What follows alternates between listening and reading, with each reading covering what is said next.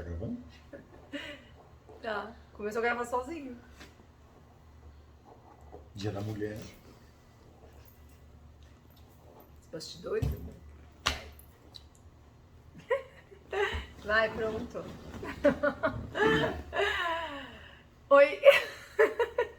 Bom, gente. Bom, a gente resolveu, em homenagem ao Dia das Mulheres, a gente ia escrever um poema da Fábrica de Homenagem e resolvemos, ao invés de escrever um poema, isso não quer dizer que a gente não vai escrever um poema depois, mas enfim, a gente resolveu contar uma história. É isso mesmo. Vai!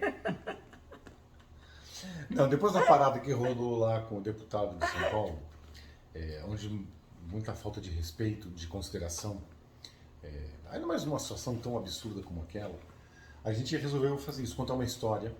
Uma experiência pessoal nossa, né? De um trabalho que a gente fez no final de 2019 para a fundação de um partido. Foi um trabalho que fizemos como atores e também como autores, né? Porque a gente criou as cenas, roteirizou algumas coisas junto com o pessoal da direção. Nós fomos contratados, inclusive até para fazer uma intervenção, porque um dos objetivos desse evento era fomentar que mais mulheres participassem da política. Hoje, as mulheres têm uma participação muito pequena como deputadas, vereadoras, cargos eletivos em geral. E a ideia era incentivar que mais mulheres participassem do processo eleitoral, democrático e partidário. No primeiro dia a gente fez um evento com eles lá, que é o que a gente quer contar, e nos outros 2 dias fizemos várias cenas e intervenções lá durante as palestras, porque o dia inteiro era de palestras com pessoas entendidas de vários assuntos diferentes. Bom, a gente recebeu uma missão que deixou a gente bem apavorado no começo, né? E a gente foi chamado para estar lá fingindo, né, atuando, como se nós também fizéssemos parte do grupo, como se fôssemos também parte do partido, enfim, do pessoal de lá. Só que a nossa missão... Eu só ia dizer assim para vocês entenderem, era que existiam pessoas representando todos os estados do Brasil. Então lá 5, 6 pessoas de cada estado, às vezes menos, às vezes mais, e nós fomos como representantes de São Paulo. Então nem o pessoal de São Paulo nos conhecia. Aliás, a própria direção do evento não sabia que a gente ia participar, não nos conhecia. As únicas pessoas que realmente sabiam que nós participaríamos e o que nós faríamos lá durante o dia eram 3 ou 4 pessoas da cúpula da fundação. Isso. Então, né, era normal as pessoas não saberem quem é quem. Então estávamos ali a paisana, totalmente a paisana. E a nossa missão era sermos uma dupla que trabalhava juntos, né, no escritório em São Paulo, e tínhamos cargos equiparados, homem e mulher. Só que durante este dia de evento, a função personagem do Renato era para ser um machista tóxico, escroto, bem aquento mesmo, e eu ser a mulher que tem que aturar o cara ali sendo essa pessoa, né, dentro do escritório, na vida. Então a gente foi a trabalho, né, as nossas personagens, né, estava lá a trabalho e eu tinha que aturar ele e ele se revelando durante o dia ser essa pessoa. E eu lidando com aquilo, de uma forma como se eu lidasse com aquilo todo dia, né? E aí o evento começa e chegamos. 7 da manhã, imagina, 7 da manhã. Eu até, porque rolava um medo de alguém me reconhecer de alguma novela, então eu já 7 da manhã a gente chegou, eu já coloquei um óculos Ray-Ban, fui bem vestido. E aí nós havíamos combinado com a cúpula que para entrar no café da manhã precisava ter o crachá, que as pessoas faziam lá uma inscrição antecipada e que nossos nomes não estariam lá, então já começaria aí. Aí eu falei para ela, bom, eu vou lá pegar os nossos crachás. E ela ficou na mesa com outras pessoas, ali todo mundo se conhecendo mesmo de todo evento naquele primeiro dia. E aí os nossos nomes não estavam lá e eu já dei um bafo. Aí eu cheguei na porta do salão, era um salão imenso, devia ter umas 200 pessoas, 300, não sei, e já dei um grito da porta. Cury! Cury! Você não mandou e-mail? Que merda! E saí. E ela na mesa assim, com aquela cara de... E todo mundo olhando para ela já começou a ficar com pena, com dó, mas ninguém falou nada. E ali o difícil, né, da minha situação, eu acho que é interessante ele falar isso, ele era esse cara, entendeu? Ele, quanto mais podre fosse, melhor. E eu tive que tomar o cuidado para não sentirem pena de mim, porque na verdade não era para eu ser a coitadinha, eu não fui, né, não fui. A posição que eu tomei ali foi de, ai, nossa, que vergonha desse cara. Tipo, gente, desculpa, né? Ele é péssimo. Era o que o meu olhar dizia, porque a gente evitava conversar com as pessoas, né? Era tudo uma coisa meio assim, até porque as pessoas se afastaram ao invés de se aproximar. Durante as palestras, o palestrante dizia, alguém tem alguma dúvida, alguém quer comentar alguma coisa? E as pessoas levantavam a mão, pegavam o microfone e falavam. E, eventualmente, eu e a Marita, ali no meio, a gente trocava bilhetinho escondido para combinar o que a gente ia fazer. Então, eu dizia assim, pergunta lá. Aí ela chamava lá, dizia, eu quero comentar. O palestrante vinha, dava o microfone para ela e ela dizia, olha, eu acho sobre esse assunto que a bandeira do Brasil é verde e amarela, porque... Aí eu tomava o microfone dela, tomava na mão, assim, na maior ignorância, tomava assim, gente, o que ela quer dizer é que a bandeira do Brasil é verde e amarela. Eu repetia exatamente a mesma coisa que ela dizia, só que de uma forma mais, tipo, eu sou homem, eu sei do que eu tô falando. Ela não sabe. A gente tá rindo porque é muito... como atores, é uma experiência que na hora... Ela era engraçada no sentido de caramba, né? A gente sentia, meu Deus, como que a gente vai fazer isso de verdade, né? Porque não era uma cena, você não estava atuando num palco protegido, numa televisão, não.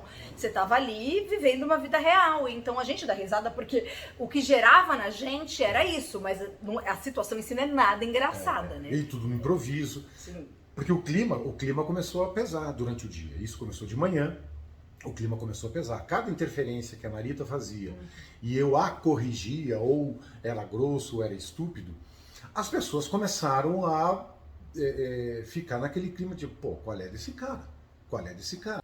Aí, assim, a gente fez atividades em grupo, por exemplo. Então, durante a atividade em grupo, pessoas tiveram que se aproximar da gente, juntou os grupos e a gente ali, né, atuando o tempo inteiro. E ele sendo... essa pessoa incisiva, grosseira, enfim, o tempo inteiro. Então as pessoas começaram a ter um pouco mais de coragem de falar comigo. Aí teve um momento que o Renato saiu do lugar para ir pegar um café, sei lá, enfim. Aí foi a oportunidade que algumas mulheres, só mulheres, chegaram para conversar comigo. Mas de uma forma muito delicada também, muito sem saber como agir. Mas tipo, uma veio e falou, olha, eu vim aqui só para te dizer que eu tô com você. E me deu um abraço. A outra veio e falou assim, não se sinta mal, continue, faça as perguntas, porque era isso, né?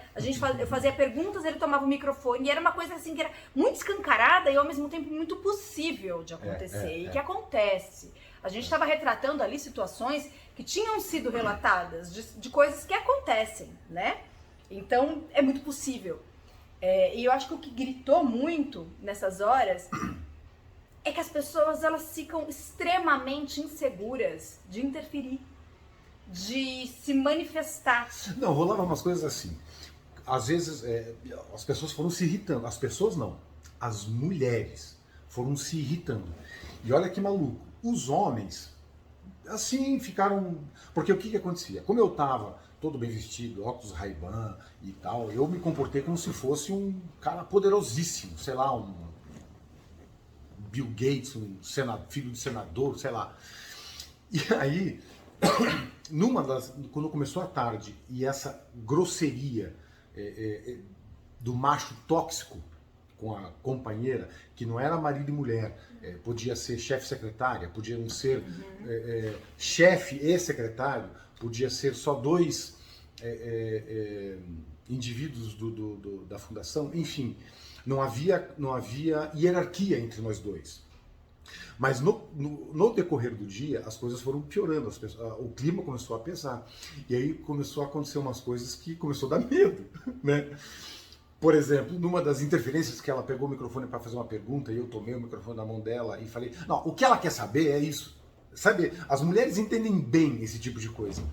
Esse tipo de situação onde o homem acha que a mulher não tem inteligência para poder se expressar. Numa das vezes que eu fiz isso, lá no começo da tarde, as mulheres começaram a ficar tão irritadas, uma delas deu um soco na mesa, perto da gente, assim, uns 10 metros, deu um soco na mesa e falou, meu Deus do céu! E começou a bufar. E aí aqui, ali, lá na frente, lá no fundo. E aí a gente trocava bilhetinho e disse assim, amor, vai pesar pro meu lado, eu vou acabar apanhando nessa parada aqui. Sim, a gente começou a ficar com receio de acontecer alguma coisa com ele. E assim, a gente ali, né, um do lado do outro e tinha que manter esse distanciamento, essa coisa, se trocando bilhetinho, segurando a risada em alguns momentos, mas ao mesmo tempo morrendo de medo. Do onde ia parar aquilo, né? Só que é o tipo da coisa assim, igual você vê briga de marido e mulher na rua. Você vê, mas pouquíssima gente se mete. E aí, para encerrar, para não ficar muito longa a história... Deixa eu só falar um negócio da melancia. Aí, o único homem que falou comigo, pra ter, né, de alguma forma, enfim, foi um cara que... Teve uma hora que sentou nós três, assim, eu, o Renato e esse cara. Era uma atividade que era de 3, enfim, não me lembro. E aí o Renato, de propósito, saiu, porque a gente queria experimentar pra ver se ele ia falar. E eles estavam servindo umas frutas. E aí o cara tinha pego um pratinho com melancia. Aí quando o Renato saiu, era a oportunidade dele perguntar se estava tudo bem, né? Enfim, mas ele não conseguiu. Ele só olhou pra mim assim e falou, você quer melancia? Mas carinhoso. Super, mas assim, não vou me meter, mas se precisar eu tô aqui, mas não tocou no assunto. É muito interessante a reação das pessoas, muito interessante. Aí continua. E aí, para encerrar, para a história não ficar muito longa, chegou no final do dia, a advogada que gerenciava tudo, que era uma das que havia nos contratado e era uma das poucas que sabiam que nós estaríamos fazendo essa intervenção. Ela, uma advogada respeitadíssima, tanto é que durante o dia todas as mulheres a procuraram, porque ela era uma ativista no tema feminista, né? Então, protetora das mulheres e tudo mais. E ela, durante o dia as mulheres a procuravam e diziam assim, você não vai fazer nada, pelo amor de Deus. Ela, até a gente... Um tempo depois ela veio a falecer e se tornou uma grande amiga nossa. Hoje está lá no céu com os anjinhos olhando por todos nós. Mas ela propôs um exercício no final do dia que nem a gente sabia. Dizendo assim, olha, eu quero 2 casais, quero voluntários. Eu quero 2 voluntários e eu vou escolher outros 2. Aí ela escolheu um cara lá que se voluntariou, uma outra... Todas as mulheres, aliás, minto. Ela falou, eu vou escolher um homem. E aí me escolheu. Quando ela me escolheu, as mulheres só faltaram tirar o revólver da cinta, pegar a faca e falar assim, agora nós vamos matar, aí vai ser a chance. Quando ela falou, tem alguma mulher que quer participar? Todas! Eu! Elas estavam com ódio. E aí a Marita só pegou na minha mão e falou assim, boa sorte, porque se você sair vivo agora... Aí eu fui lá pra frente, as mulheres num ódio, e ela me colocou para fazer o exercício com uma grande mulher também, uma gaúcha, representante do Rio Grande do Sul, que também se tornou nossa amiga, mas que estava num ódio, num veneno, como todas as outras, para fazer o exercício com ela. E o exercício consistia em... O homem é a mulher e a mulher é o homem. Então, improvisar texto. Se colocar no lugar. Se colocar no lugar, um se colocar no lugar do outro. Sim. Começou o exercício, a representante do Rio Grande do Sul, ela dizia assim, você é uma burra, você pensou errado, você é uma idiota. Coisas parecidas com o que eu fiz durante o dia todo. Embora eu não fosse tão assim incisivo. Eu nunca xinguei a Marita durante o dia inteiro. Eu só era grosso, estúpido e intervia de uma forma babaca. Sim, porque como era uma realidade, era para representar uma realidade, ele tinha que ser discreto, né? Então, assim, era para fazer tudo isso de uma forma discreta. É o normal do comportamento dele, né? Ele não fazia para chamar a atenção das pessoas. Aqui é uma coisa tão forte que as pessoas veem, né? E ela dizia, você é uma burra, você é uma idiota, você não vai fazer as coisas direito. Aí eu tinha que responder como mulher. Aí eu dizia assim, desculpa, eu errei. Calmo. Totalmente diferente do cara que eu fui durante o dia todo, que era grosso, estúpido, inoportuno. E ela foi ficando com ódio, e ela me xingava, tem que fazer isso, vai fazer aquilo, vai lavar a louça. E eu dizia, eu vou, claro, você quer mais alguma coisa? Justamente para irritar. Gente, ali eu achei que eu ia tomar um tabefe bem dado na cara. E na hora que a coisa se encaminhou para isso, a advogada interveio e falou, gente, podem sentar, você fica aqui, falou para mim, você fica aqui. Chamou a Marita, lá na frente, e aí, isso já eram 6 e pouco da tarde, quase 7 horas, aquela expectativa, porque todo mundo pediu ajuda para ela o dia todo, falou assim, bom, agora ela vai destruir esse cara. E aí ela revela que nós éramos atores, que nós havíamos sido contratados para fazer essa intervenção, justamente para saber se as pessoas que estavam ali e que iriam representar a população, no caso de uma eleição, e principalmente as mulheres, se ali elas se meteriam, se elas tomariam algum tipo de atitude. Então, se elas querem representar o povo, óbvio que ali elas teriam que ter tomado uma atitude. E durante o dia não houve ninguém que tomou uma atitude incisiva. Houveram essas intervenções com a Marita, olha, precisa de alguma coisa. Mas as mulheres a procuravam e num cantinho e diziam, olha, se precisar de apoio eu estou aqui. Mas ninguém interveio comigo diretamente durante o dia todo. Não, e aí a gente percebeu, conversando com todo mundo, que daí todo mundo veio conversar, né? Aí virou uma grande... Aí rolou um debate. Fizemos muitos amigos após isso. Mas aí a gente veio a entender também que a falta de debater o assunto, a falta de políticas, a falta de instrução sobre isso faz com que as pessoas deem esse passo para trás, né? Porque naquele momento, o que acontece? Uma delas falou pra gente assim, caramba, isso depois, né? Falou assim, eu parei de prestar atenção o dia inteiro nas palestras, porque eu comecei a procurar no Google que crime era esse que ele estava cometendo para eu poder denunciar. Que lei que eu podia enquadrar para poder chamar a polícia? Com uma certeza, para não ficar do nada, não dar em nada. Então, assim, tem isso. Você vê que existia uma preocupação real, mas as pessoas não sabem como agir, né? Isso é muito importante. Acho que agora que vem, né? Por isso, com esse pós, que vem essa sensação do tem que ser dito, tem que falar. Por isso que a gente resolveu falar sobre isso. Ainda mais, né? Após o episódio que aconteceu. Porque pra gente foi uma experiência antropológica. Porque tinham homens e mulheres de todos os lugares do Brasil, de várias classes sociais, ou seja, estava todo mundo representado.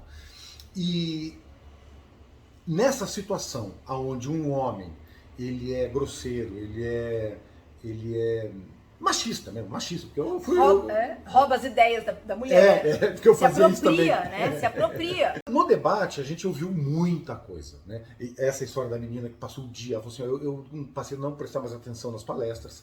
Outra falou assim, olha, eu não sabia se eu xingava, se eu batia.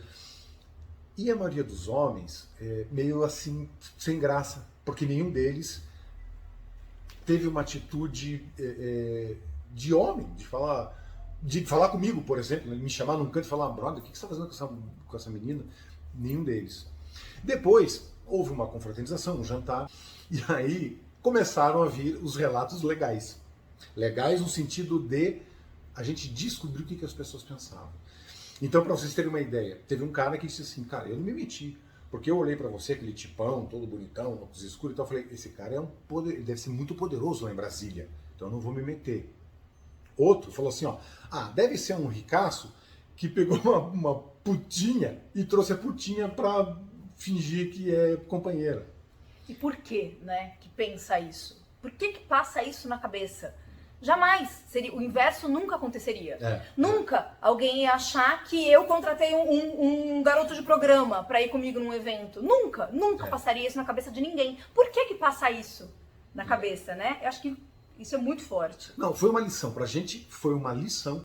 Foi um exercício na prática durante o dia inteiro que se comprovou como tanto homens quanto mulheres tendem a se distanciar de algum problema.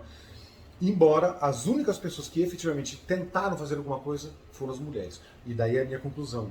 As mulheres são muito mais corajosas, são mais macho do que os homens. As mulheres são muito mais mulheres mesmo. Porque os homens não tiveram peito, as mulheres tiveram. Sim. Ah, elas têm. Trocadilho, besta. Gente, é isso. A gente queria trocar isso e dizer pra vocês que foi uma experiência muito legal. A gente nunca falou sobre isso, é a primeira vez, assim, abertamente. Mas a gente tá aí. Se vocês quiserem, mandem perguntas lá pra gente que a gente responde com toda a simpatia e boa vontade.